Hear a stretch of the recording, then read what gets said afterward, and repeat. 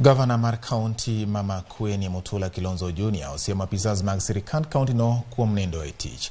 Kilonzo wacho ni apisas mag kaonti no ni nyalo riembe tich kata bed ni osendikgi e yo maongirore ka opo ni ok gichopo ageta margi mar tich. Governor Makueni no bende oloso e kinde mane jagoro mar kaonti Dr. Justina Chambi chamo muma ayanga ka achiel kod apisas mamoko mag migepe auchiel mane pok opuodhi e apisi margi.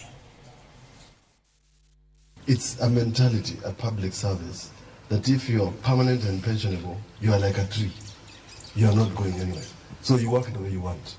Not under the governorship of Mutula Kilonzo Jr. There's nothing permanent about it.